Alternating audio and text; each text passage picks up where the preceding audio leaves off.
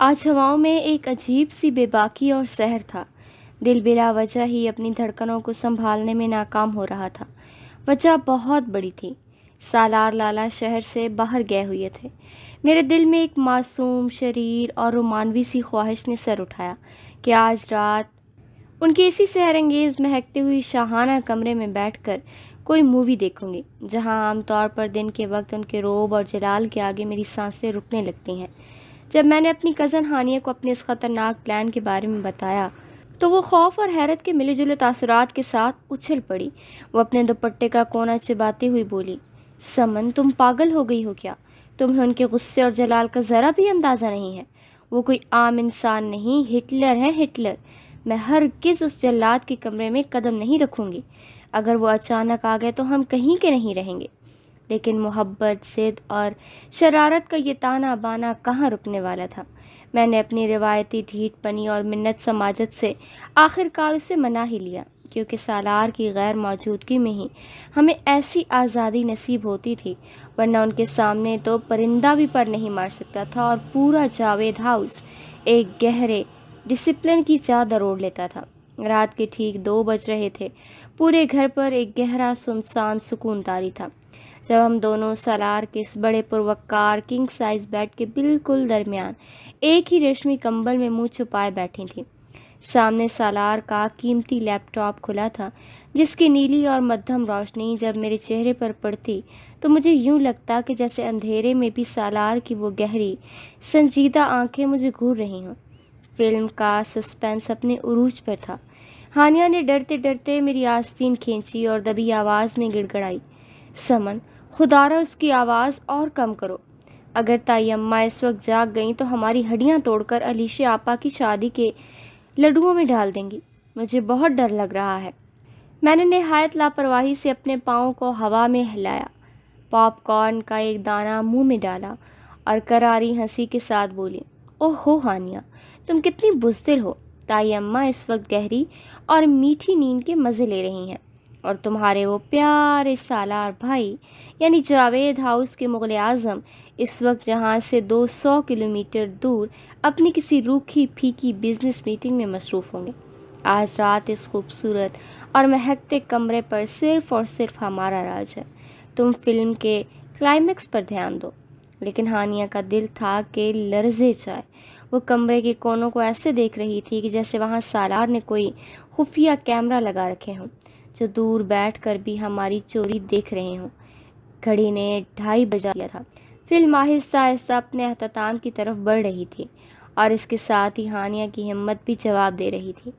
اس کی آنکھیں نیند سے بوجھل ہونے لگی تھیں۔ وہ جمائی لیتی ہوئی کمبل سے باہر نکلنے لگی اور بولی، سمن اب مجھ سے مزید نہیں بیٹھا جا رہا۔ میں اپنے کمرے میں جا رہی ہوں، تم بھی چلو۔ اگر صبح کسی نے ہمیں یہاں دیکھ لیا تو میری شادی علیشے آپا سے بھی پہلے کر دی جائے گی۔ میں نے اصرار کیا، ارے یار بس 10 منٹ کی فلم رہ گئی ہے، یہ دیکھ کر جاؤ نا۔ مگر وہ نہ مانی اور دبے پاؤں کمرے سے نکل گئی۔ میں نے پیچھے سے منہ بنایا، بزدل کہیں کی، میں تو پوری فلم دیکھ کر ہی اٹھوں گی۔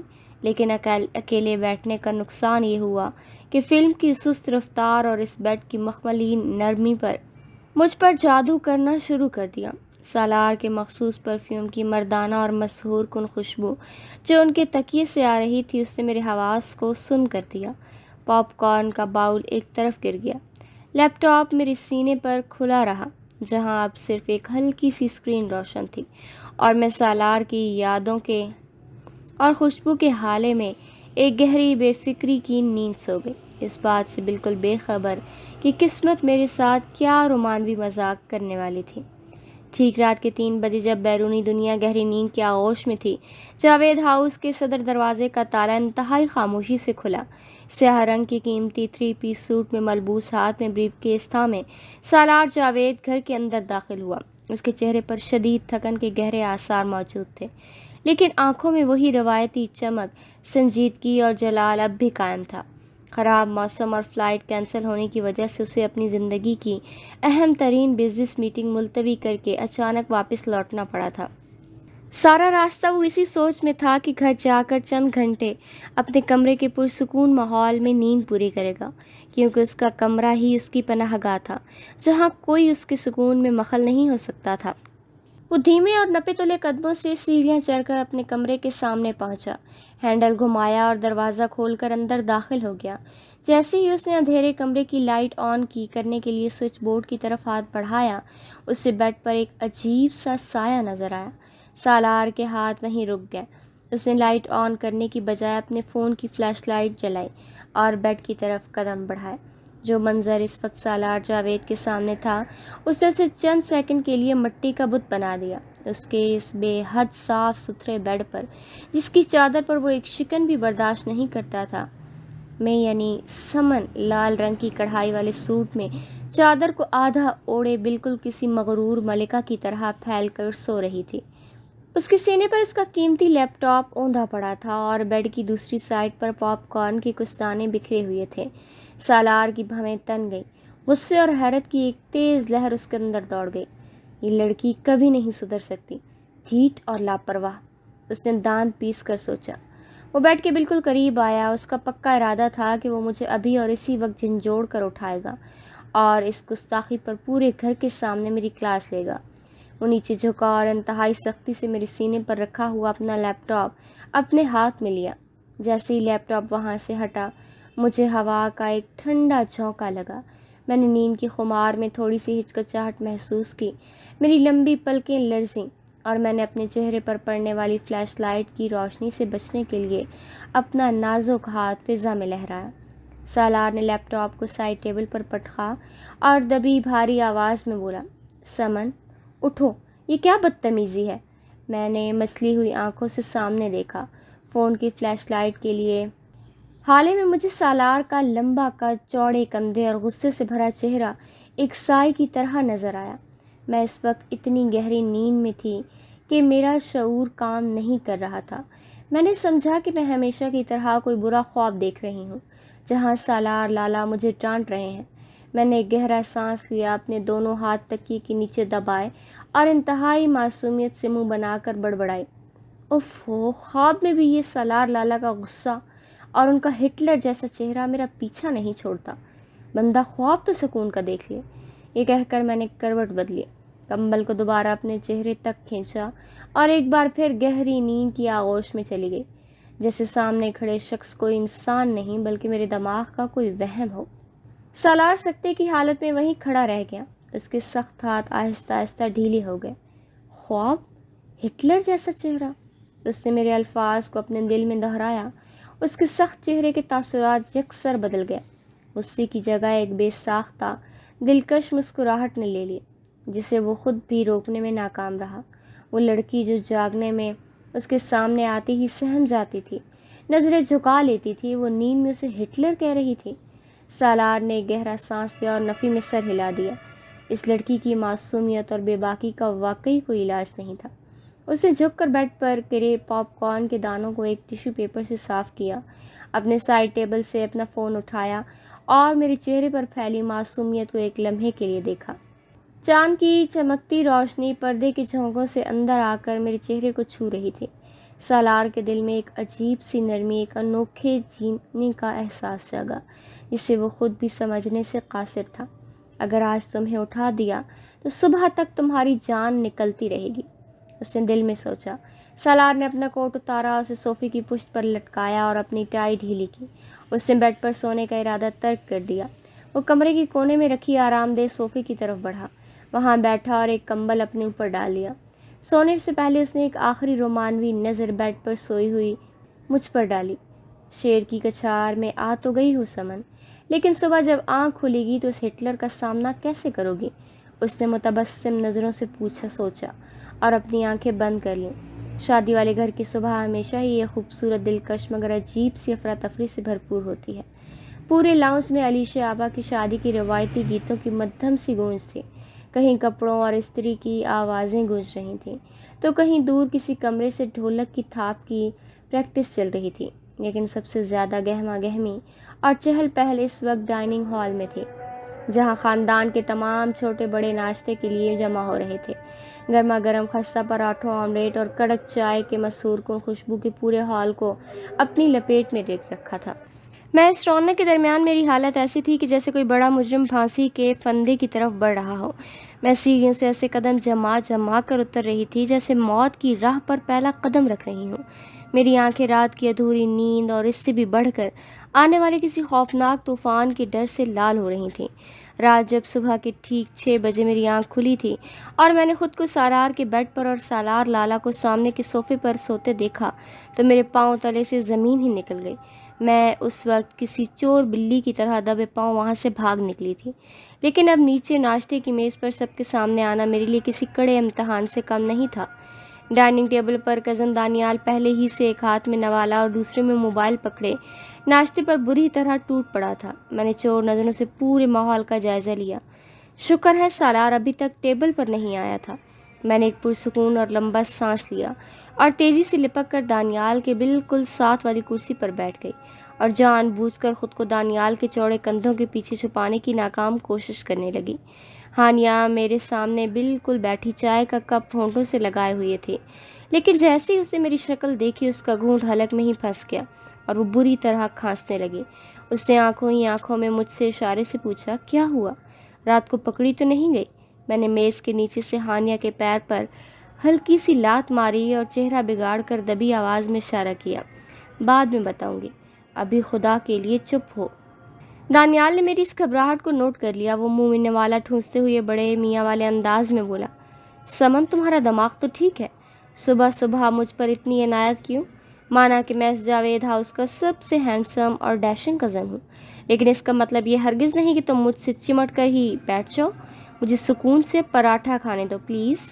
میں نے دانت پیس کر دبی آواز میں غصے سے کہا، دانیال کے بچے چپ کر کے ناشتہ کرو اور بالکل سیدھے بیٹھے رہو۔ تمہاری یہ ڈبل روٹی جیسی بھاری باڈی آج میرے بڑے کام آنے والی ہے۔ اور میری نظریں مسلسل لاؤنج سے آنے والے رستے پر جم گئیں۔ اسی وقت تائی اماں کچن سے گرم پراٹھوں کی چنگیٹ لے کر آئیں اور میز پر رکھتے ہوئی بولی، علیشے، ارے علیشے کہاں رہ گئی؟ جلدی بلاؤ اسے، آج بیوٹی پارلر بھی جانا ہے اور یہاں ابھی تک ناشتہ ہی ختم نہیں ہو رہا۔ دانیال ہنستے ہوئے بولا، امی، دلہنیں اتنی جلدی نہیں آتی، ان کے نخرے ہوتے ہیں، ذرا صبر کریں۔ ابھی دانیال کی بات ختم ہی ہوئی تھی کہ باہر کوریڈور میں قدموں کی ایک جانی پہچانی روبدار اور بھاری چاپ سنائی دی۔ اس آواز کو سنتے ہی میرا دل جیسے دھڑکنا بھول گیا ہو۔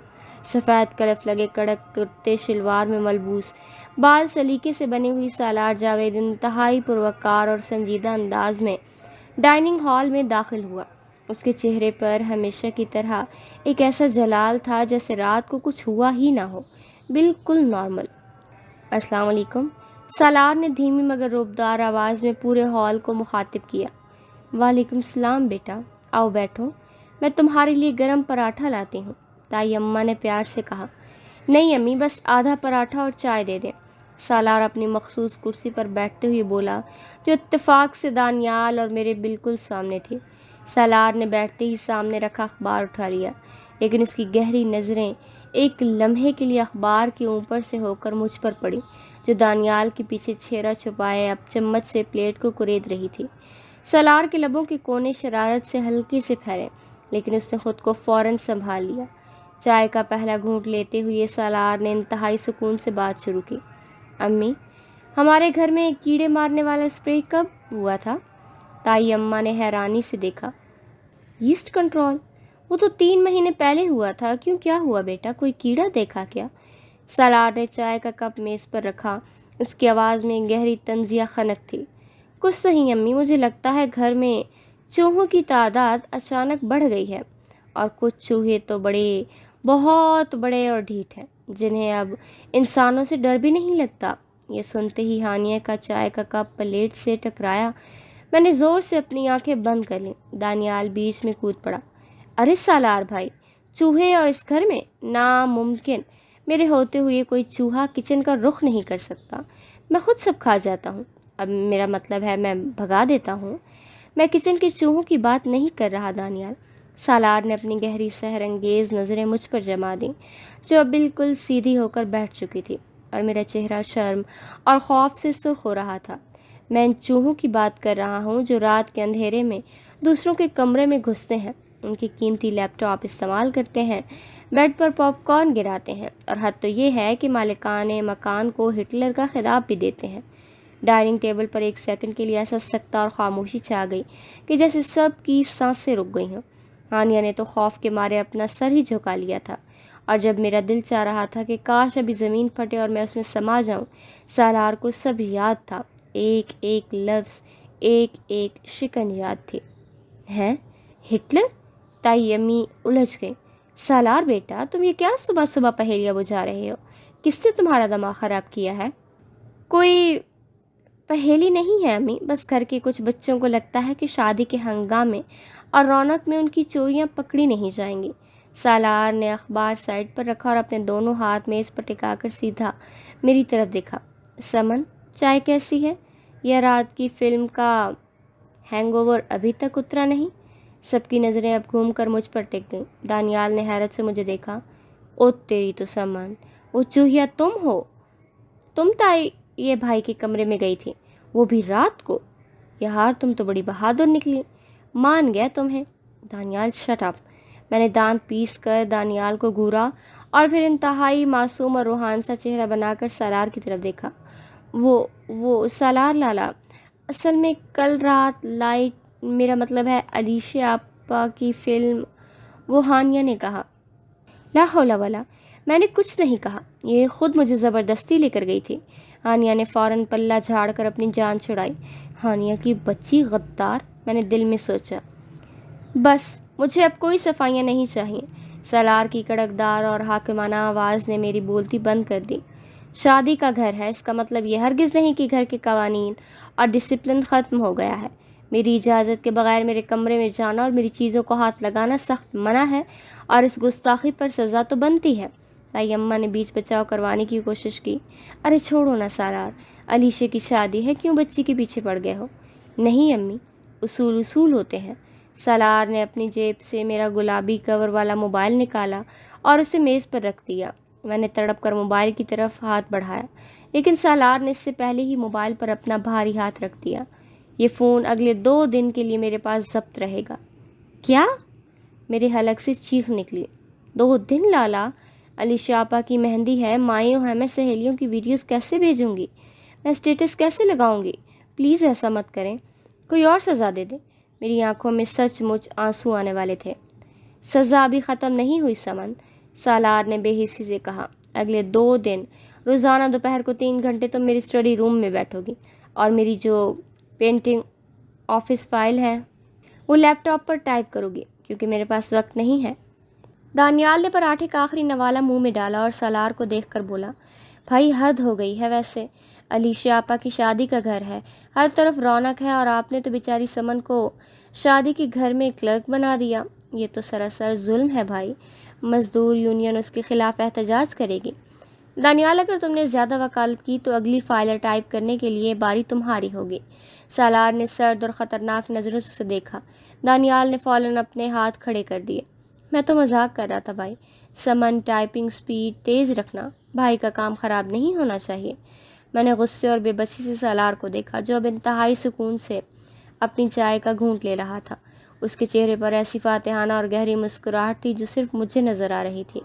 ٹھیک 3 بجے تم میری اسٹڈی میں ہونی چاہیے ہو سمن، 1 منٹ کی بھی تاخیر میں برداشت نہیں کروں گا، سالار نے کھڑے ہوتے ہوئے کہا۔ اپنا بریف کیس اٹھایا اور لاؤنج سے باہر نکل گیا۔ اس کے جاتے ہی میں اپنا سر پکڑ کر بیٹھ گئی۔ ہٹلر، واقعی ہٹلر ہے یہ شخص، میں روحان سی آواز میں بڑبڑائی، جبکہ دانیال اور ہانیہ میری حالت دیکھ کر اپنی ہنسی دبانے کی ناکام کوشش کر رہے تھے۔ علیشہ کی شادی کا گھر اب میرے لیے ایک نیا اور کٹھن امتحان بننے جا رہا تھا۔ پورے جاوید ہاؤس میں اس وقت علیشہ کی مہندی کے گانے گونج رہے تھے۔ نیچے لاؤنج میں لڑکیوں کی ٹولی ڈھولک لے کر بیٹھی تھی اور مہندی لگی ہتھیلیوں کی تھاپ پر تالیاں بجا رہی تھیں۔ پورے گھر میں ہنسی مذاق، چہل پہل اور شادی کی رونق کا سما تھا، لیکن گھر کی سب سے اوپری منزل پر واقع سالار کے اسٹڈی روم کا ماحول اس سے بالکل مختلف اور متضاد تھا۔ یہاں صنوبر کی لکڑی کے بھاری کلاسک فرنیچر، قانون اور بزنس کی موٹی موٹی کتابوں اور ایک گہری سنجیدہ خاموشی کا راز تھا، جیسے باہر سے آنے والے گانوں کی مدھم آواز بھی بڑی مشکل سے اس کمرے کو چھو پا رہی ہو۔ میں منہ بسورے سالار کی بڑی سی میز کے کونے پر بیٹھی لیپ ٹاپ کی اسکرین کو گھور رہی تھی۔ میرا دل نیچے کزنز کے ساتھ بھنگڑے ڈالنے، مہندی کی تیاریاں کرنے کے لیے مچل رہا تھا، لیکن میں یہاں کسی قیدی کی طرح قید تھی۔ کٹ کٹ کٹاک، میں نے جان بوجھ کر کی بورڈ کے بٹنوں پر اپنے نازک انگلیوں کو اتنے زور سے مارا کہ جیسے وہ بٹن نہیں بلکہ سالار کا سر ہو۔ میز کی دوسری طرف اپنی بڑی سی گھومنے والی آرام دہ کرسی پر بیٹھا سالار جاوید نہایت سکون سے ایک موٹی فائل کا مطالعہ کر رہا تھا۔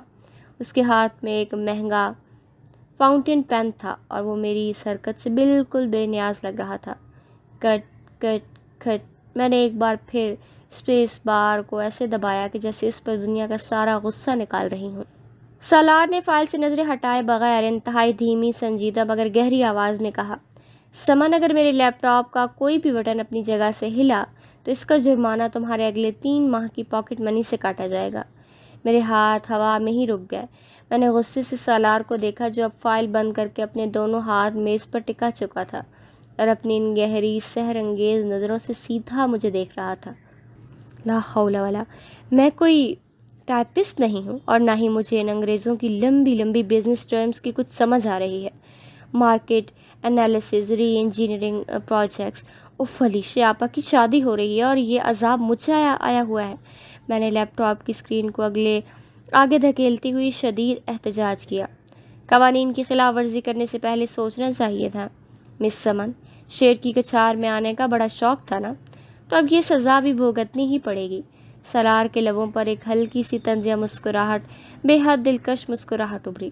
میں نے کوئی چوری تو نہیں کی نا، بس ایک مووی ہی تو دیکھ رہی تھی، میں نے آہستہ سے بڑبڑایا۔ اور ویسے بھی نیچے سب کزن کتنا مزہ کر رہے ہیں، ڈھولک بج رہی ہے اور آپ نے مجھے یہاں قید کر کے رکھا ہے۔ آپ سچ مچ بہت ظالم ہیں۔ میں ظالم ہوں؟ سالار نے ایک بھویں اٹھائیں اور وہ آہستہ سے اپنی کرسی سے اٹھا اور نپے تلے قدموں سے چلتا ہوا میری سائڈ پر آ کر میز کے سہارے سے ٹیک لگا کر کھڑا ہو گیا۔ اس کا لمبا قد اور پروقار شخصیت میرے سامنے ایک دیوار کی طرح تن گئی، جس سے میرا دل ایک لمحے کے لیے بہت تیزی سے دھڑکا۔ اگر میں ظالم ہوتا سمن، تو صبح تائی اماں کو یہ بھی بتا دیتا کہ رات کو جب میں کمرے میں آیا تو کسی نے مجھے ہٹلر کہا تھا اور میرے تکیے پر پاپ کارن گرائے ہوئے تھے۔ میرا چہرہ ایک دم شرم سے سرخ ہو گیا۔ میں نے جلدی سے اپنی نظریں جھکا لیں اور جھوٹ موٹ کی بورڈ پر انگلیاں چلانے لگی۔ وہ تو میں خواب دیکھ رہی تھی۔ خواب پر کسی کا بس تھوڑی ہے۔ اچھا، اور اس خواب میں سچ مچ تمہیں ہٹلر جیسا لگتا ہوں؟ سالار تھوڑا نیچے جھکا اور اس کا چہرہ میرے چہرے کے کافی قریب آ گیا۔ اس کی مخصوص پرفیوم کی مردانہ اور مدہوش کن خوشبو میرے حواس پر چھانے لگی۔ میں نے گھبرا کر اپنے بال کان کے پیچھے اڑسے اور دھڑکتے دل کے ساتھ بولی، اب کام کرنے دیں ورنہ دیر ہو جائے گی۔ سالار میری یہ گھبراہٹ دیکھ کر اندر ہی اندر بہت محظوظ ہو رہا تھا۔ وہ سیدھا کھڑا ہو گیا اور بولا، پیراگراف نمبر 4 دوبارہ چیک کرو، اس میں تم نے اسپیلنگ کی بہت غلطیاں کی ہیں۔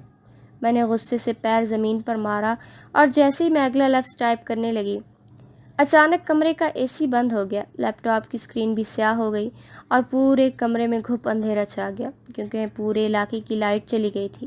اسٹڈی روم میں ایک دم گہرا اور عجیب سا سکون چھا گیا۔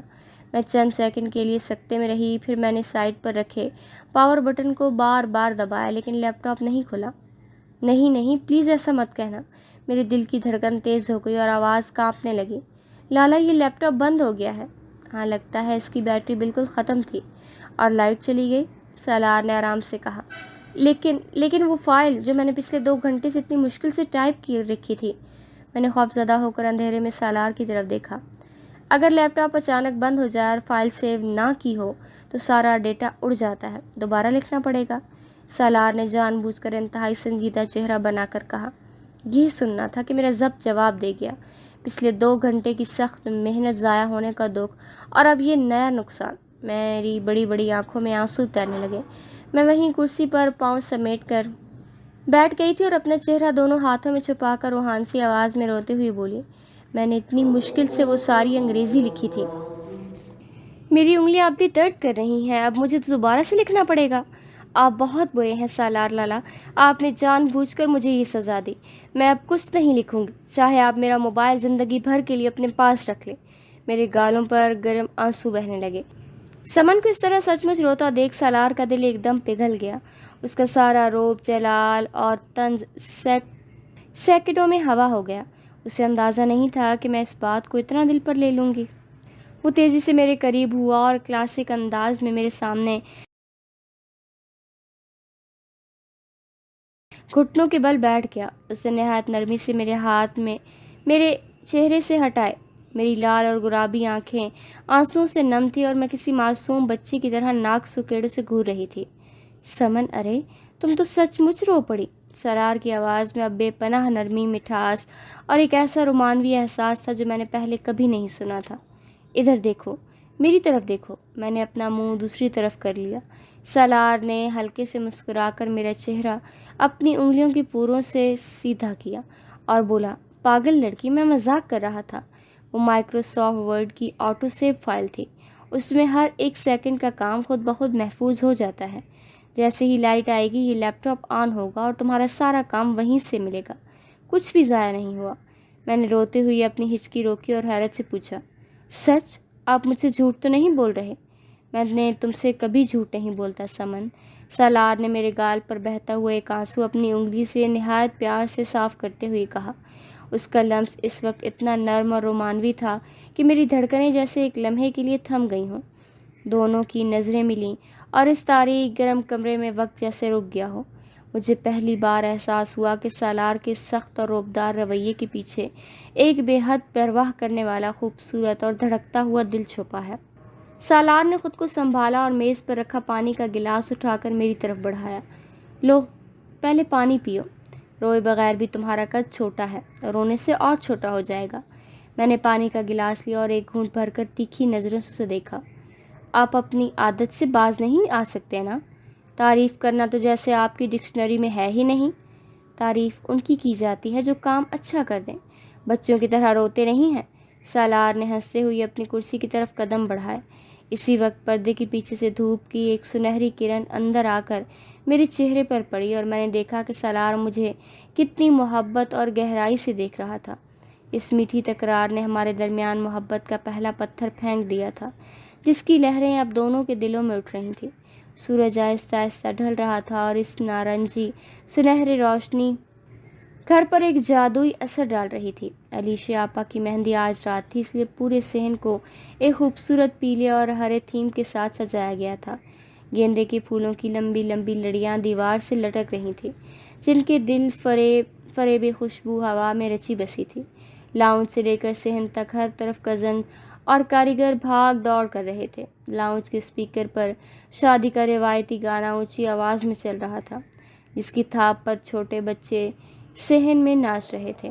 اس ہنگامے کے ایک کونے میں میں ایک اونچے لکڑی کے اسٹول پر کھڑی، سر پر دوپٹے کو لپیٹے، بجلی کی لمبی سی فیری لائٹس کی لڑی ہاتھ میں لیے کھڑی تھی۔ لائٹس کا پورا گچھا بری طرح الجھا ہوا تھا، بالکل ایسی ہی جیسے میری اپنی زندگی سالار کی اس سزا کے بعد الجھ گئی۔ اسٹول کے بالکل نیچے دانیال کھڑا تھا، لیکن اس کی نظریں لائٹس پر کام اور کچن کی طرف سے آنے والی لذیذ خوشبو پر زیادہ تھی۔ دانیال، یار نیچے کھڑے ہو کر تماشا مت دیکھو، یہ نیچے والا کونا پکڑو اور اسے سیدھا کرو۔ یہ لائٹس اتنی الجھی ہوئی کیوں ہیں؟ میں نے جھنجھلا کر اوپر سے آواز دی۔ سمن یار، تم تو ایسے حکم چلا رہی ہو جیسے علیشا آپا کی نہیں، تمہاری اپنی شادی کی تیاریاں ہو رہی ہوں۔ دانیال نے اپنے پیٹ پر ہاتھ پھیرتے ہوئے کہا، اور ویسے بھی مجھے کچن سے تازہ تلے ہوئی سموسوں اور رولز کی خوشبو آ رہی ہے جو تائی اماں نے مہمانوں کے لیے منگوائے ہیں۔ میرا سسٹم اس وقت لو بیٹری سگنل دے رہا ہے، میں ذرا ایک چکر لگا کر آتا ہوں۔ دانیال، تم کہیں نہیں جاؤ گے، میں نے اوپر سے توازن سنبھالتے ہوئے آنکھیں دکھا کر دھمکایا۔ اگر میں اس اسٹول سے گری تو تائی اماں کو صاف بتا دوں گی کہ فریج سے ماموں کا لایا ہوا سارا شاہی حلوہ تم نے ہی چوری کر کے کھایا تھا۔ اوہو، بلیک میلر کہیں گی۔ اچھا بابا، یہ لو۔ میں نے کونا پکڑ لیا۔ دانیال نے بادر ناخواستہ لائٹس کی تار پکڑ لی، لیکن اسی لمحے کچن سے تائی امی کی تیز آواز گونجی، دانیال، ارے دانیال بیٹا، ذرا بازار سے مہندی کے 3 اور تھال تو لا دو، کاریگر کہہ رہا ہے کہ کم پڑ گئے ہیں۔ دانیال کے چہرے پر جیسے بہار آ گئی، اس نے فوراً تار چھوڑی۔ جی امی، میں ابھی بھاگا اور ابھی لے کر آیا۔ دانیال مجھے اکیلا چھوڑ کر مت جاؤ دانیال، میں چلاتی رہ گئی، لیکن دانیال سموسوں اور بازار کے بہانے وہاں سے ایسے غائب ہوا جیسے گدھے کے سر سے سینگ۔ بدتمیز پیٹو انسان ہمیشہ دھوکہ دے جاتا ہے۔ میں نے غصے سے پیر پٹکا جس سے وہ پرانا لکڑی کا اسٹول ہلکا سا لرز گیا۔ اب میں وہاں بالکل اکیلی تھی اور لائٹس کی لمبی تاریں میرے ہاتھوں اور گلے میں پوری طرح لپٹ چکی تھیں کیونکہ میں نے انہیں خود پر لپیٹ لیا تھا۔ میں نے تاروں کو سلجھانے کے لیے ایک زوردار جھٹکا دیا، لیکن اسی چکر میں میرا توازن بری طرح بگڑ گیا۔ تار دیوار کی ایک کیل میں اٹک گئی اور میرا دائیں پاؤں اسٹول کے کنارے سے بری طرح پھسل گیا۔ امی! میری آنکھیں خوف سے بند ہو گئی اور حلق سے ایک تیز چیخ نکلی۔ میں سیدھی سخت سیمنٹڈ فرش کی طرف گر رہی تھی۔ مجھے پورا یقین تھا کہ آج میری ٹانگ یا بازو لازمی ٹوٹے گا اور میں علیشا آپا کی مہندی میں ویل چیئر پر بیٹھی ہوں گی، لیکن اس سے پہلے کہ میرا جسم زمین کو چھوتا، دو مضبوط اور توانا باہوں نے مجھے ہوا میں ہی دبوچ لیا۔ میرا سارا وزن ایک لمحے میں غائب ہو گیا۔ میرا دل اتنی تیزی سے دھڑک رہا تھا کہ جیسے سینے سے باہر نکل آئے گا۔ میں نے ڈرتے ڈرتے اپنی آنکھیں کھولیں۔ بالکل میرے چہرے کے سامنے چند انچ کے فاصلے پر سالار جاوید کی وہ گہری اور سحر انگیز آنکھیں تھیں۔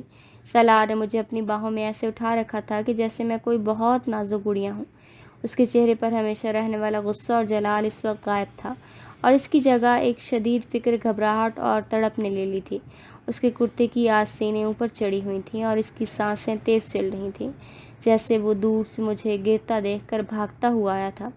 سین کا شور، لاؤنج کا گانا اور پھولوں کی خوشبو سب کچھ جیسے بیک میں دھندلا گیا ہو۔ اس وقت کائنات کے اس دائرے میں صرف ہم دو ہی وجود تھے جو ایک دوسرے کی سانسوں کو محسوس کر رہے تھے۔ میں نے بے ساختہ اپنے دونوں ہاتھ سالار کے مضبوط کندھوں پر ٹکا دیے۔ سالار کی نظریں میری گلابی چہرے، میری خوفزدہ آنکھوں اور میرے ہونٹوں پر جم گئیں جو ابھی تک کانپ رہے تھے۔ کچھ سیکنڈ تک ہمارے درمیان ایک گہری، سحر انگیز خاموشی چھائی رہی۔ سالار نے مجھے اسی طرح تھام رکھا تھا کہ جیسے وہ مجھے کبھی نیچے نہیں اتارنا چاہتا ہو۔ مجھے اپنے دل کی دھڑکن کے ساتھ ساتھ سالار کے دل کی تیز دھڑکن بھی اپنے ہاتھوں کے نیچے صاف محسوس ہو رہی تھی، جو میرے لیے دھڑک رہا تھا۔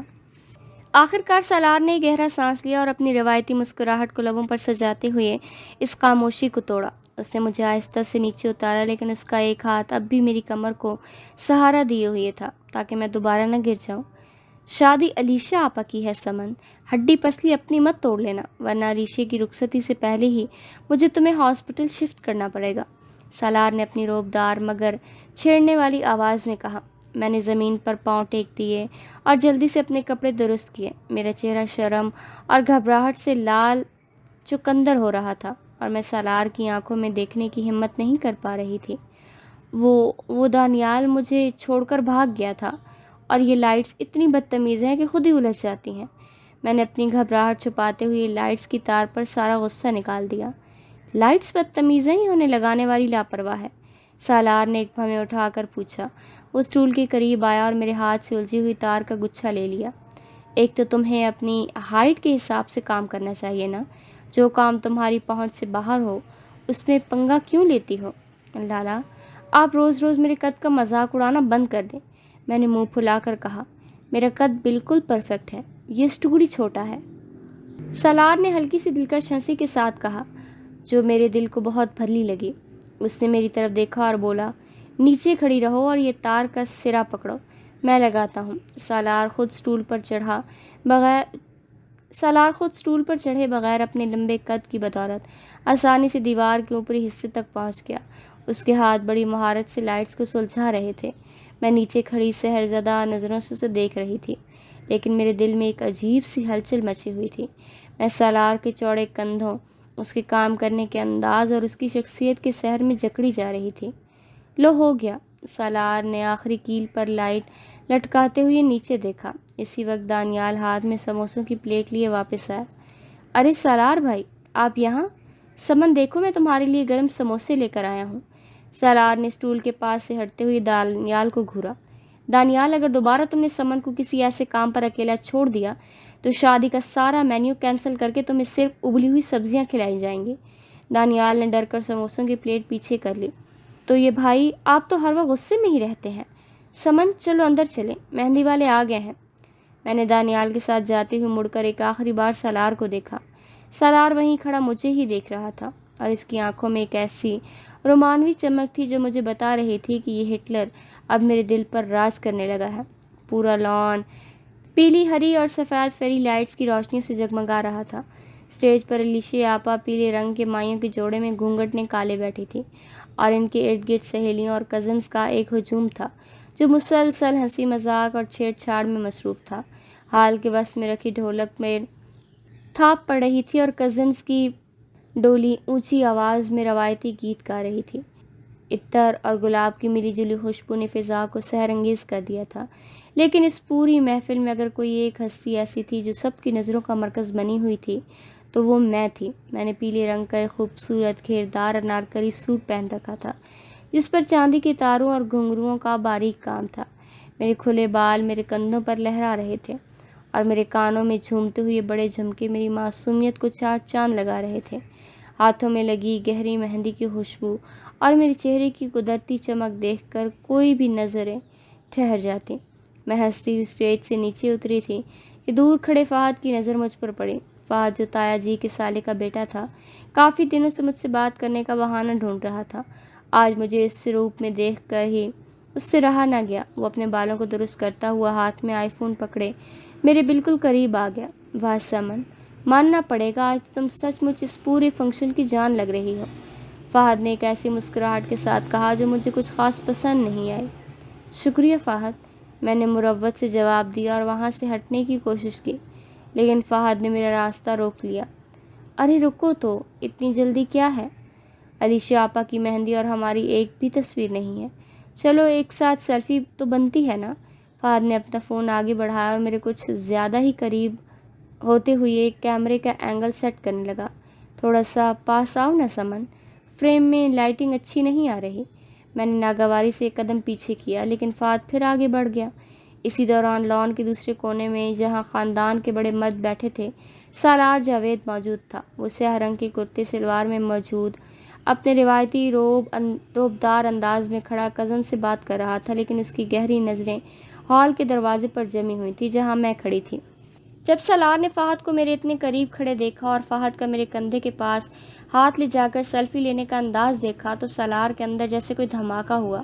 اس کے چہرے کا رنگ سیکنڈوں میں بدل گیا اور اس کی آنکھوں میں غصے اور حسد کے انگارے دہک اٹھے۔ سالار بھائی، آپ سن رہے ہیں نا؟ تایا ابو کہہ رہے ہیں کہ کزن بولتا رہا، لیکن سالار اس کی بات ادھوری چھوڑ کر تیز، غضبناک اور روبدار قدموں کے ساتھ میری طرف بڑھ گیا۔ اس کی چال میں اس وقت ایک عجیب سی تیزی اور جارحیت تھی۔ فہد جیسے ہی میرے ساتھ تصویر کلک کرنے والا تھا، ایک بڑا مضبوط ہاتھ اس کے فون کے کیمرے کے سامنے آ گیا اور اس کی اسکرین پر اندھیرا چھا گیا۔ تصویریں کھینچنے کا بہت شوق ہے فہد؟ سالار کی گرجدار اور سرد آواز فضا میں گونجی۔ فہد نے ہڑبڑا کر اوپر دیکھا۔ سامنے سالار کھڑا تھا جس کا چہرہ غصے سے تپ رہا تھا اور اس کی آنکھیں فہد کو کچا چبا جانے والی نظروں سے دیکھ رہی تھی۔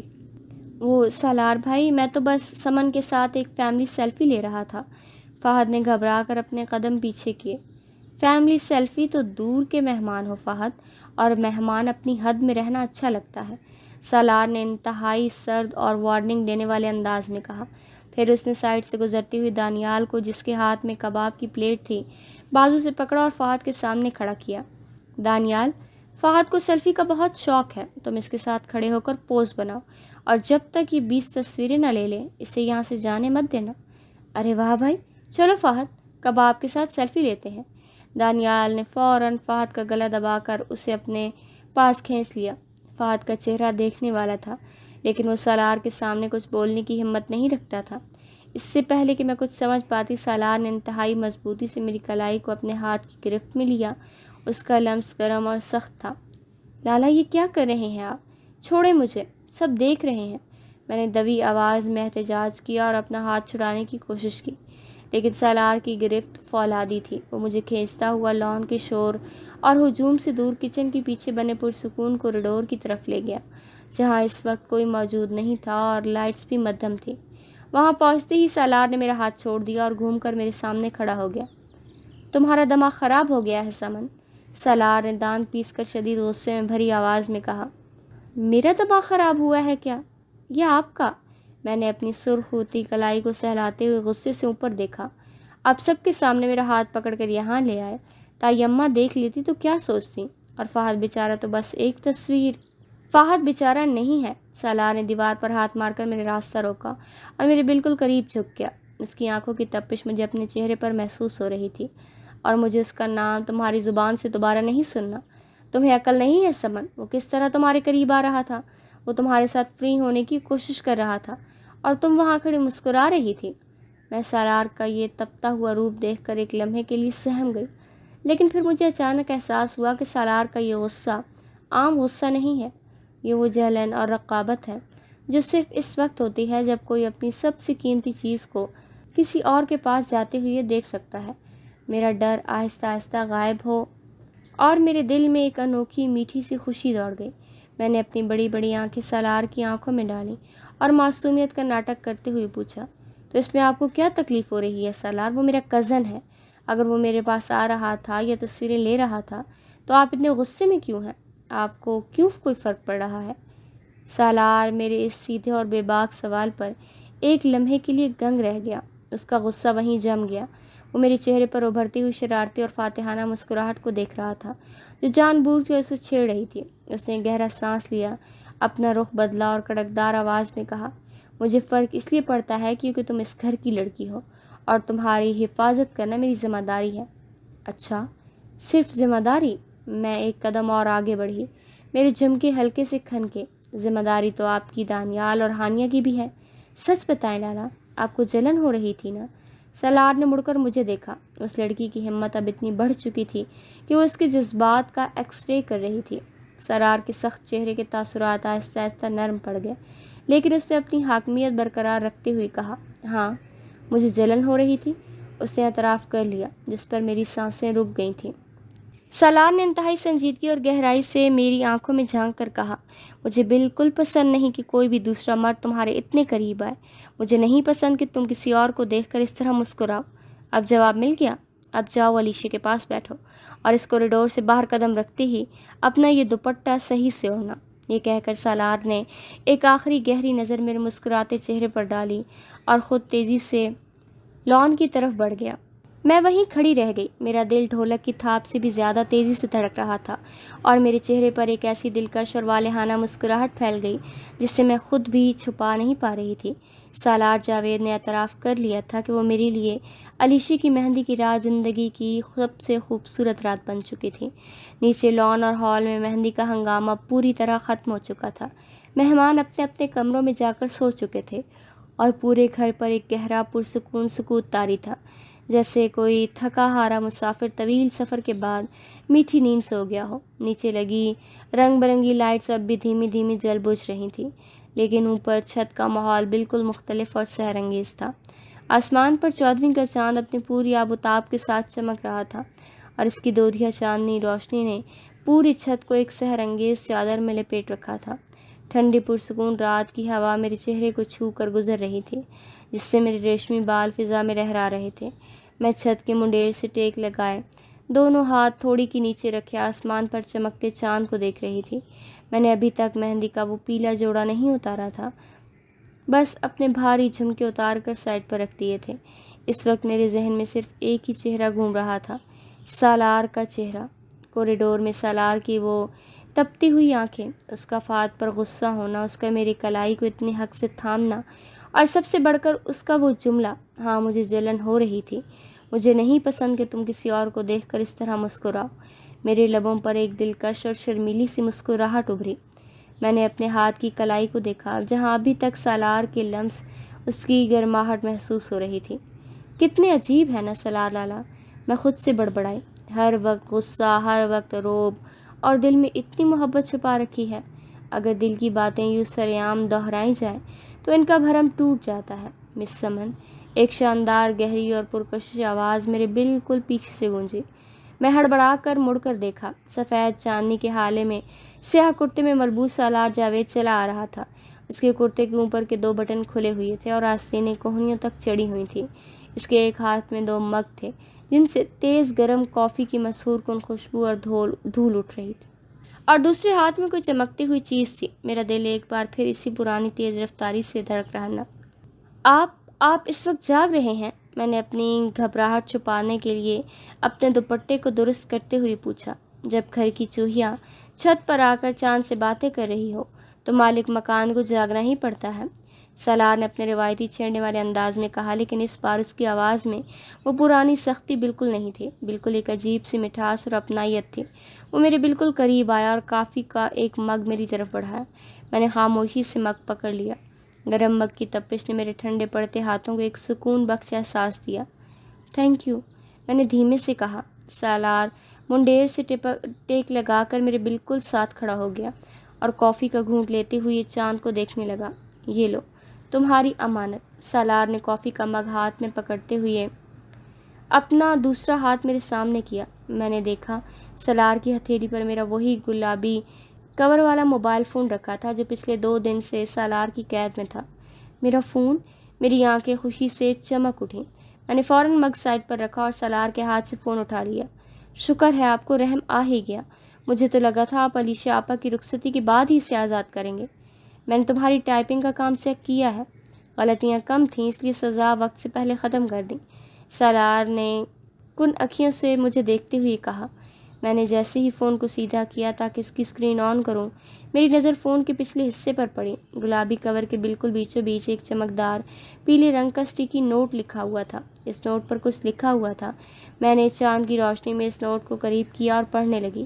میرے کمرے میں بغیر اجازت آنا سخت منع ہے، سوائے اس کے جس کے پاس میرے دل کی چابیاں ہوں، اور وہ چابیاں میں نے بہت پہلے ایک شرارتی لاپرواہ سی لڑکی کو سونپ دی تھی جسے لوگ سمن کہتے ہیں۔ یہ 2 جملے پڑھنے تھے کہ میرے ہاتھ وہیں جم گئے، میری سانسیں میرے سینے میں اٹک گئیں۔ میں نے چونک کر اپنے سامنے کھڑے سالار کی طرف دیکھا۔ میرا دل اتنی زور سے دھڑک رہا تھا کہ جیسے ابھی پسلیوں کو توڑ کر باہر نکل آئے گا۔ چاند کی روشنی میں میرا پورا چہرہ حیا اور خوشی کے ملے جلے تاثرات سے گلابی ہو چکا تھا۔ سالار نے اپنی کافی کا مگ منڈیر پر رکھا اور آہستہ سے گھوم کر بالکل میرے سامنے آ گیا۔ لالا، یہ کیا ہے؟ میرے حلق سے بمشکل آواز نکلی جس میں ایک واضح لرزش تھی۔ پہلی بات تو یہ سمن، سالار نے ایک قدم اور آگے بڑھایا، یہاں تک کہ ہمارے درمیان کا فاصلہ بالکل ختم ہو گیا تھا۔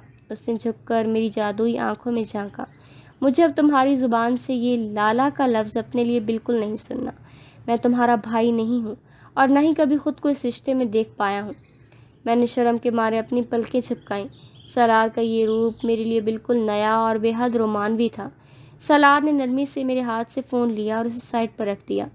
میں جانتا ہوں سمن، میں بہت سخت مزاج ہوں، اصولوں کا پکا ہوں اور شاید دنیا کا سب سے بورنگ انسان ہوں، سالار نے انتہائی دھیمی آواز میں اعتراف کیا۔ میری زندگی کا ایک ایک منٹ حساب کتاب اور بزنس کی فائلوں میں گزرتا تھا، لیکن جب سے تم اس گھر میں آئی ہو، جب سے تم اس شرارت نے میرے کمرے کا سکون برباد کیا ہے، مجھے اندازہ ہوا کہ تمہاری اس بدتمیزی اور لاپرواہی کے بغیر میری زندگی کتنی اندھیری اور بے رونق ہے۔ میں نے آہستہ سے اپنی آنکھیں اٹھائیں اور سالار کی آنکھوں میں دیکھا، جہاں اس وقت صرف اور صرف میرے لیے محبت کا سمندر ٹھہرا ہوا تھا۔ رات جب تم میرے کمرے میں سو رہی تھی اور تم نے نیند میں مجھے ہٹلر کہا تھا، سالار نے ایک ہلکی سی ہنسی کے ساتھ کہا، جس سے میرا دل باغ باغ ہو گیا۔ اس وقت مجھے غصہ نہیں آیا تھا سمن، اس وقت مجھے پہلی بار احساس ہوا کہ میں اس شیر کی کچھار کا راجا ضرور ہوں، لیکن اس راجا کا دل اس سوئی ہوئی چوہیا کے پاس گروی رکھا جا چکا ہے۔ میں برداشت نہیں کر سکتا سمن کہ کوئی اور تمہیں اس نظر سے دیکھے یا تمہارے اتنے قریب آئے۔ سالار نے میرے ہاتھوں پر اپنی گرفت کو تھوڑا اور مضبوط کیا اور اپنے دل کی بات زبان پر لے آیا۔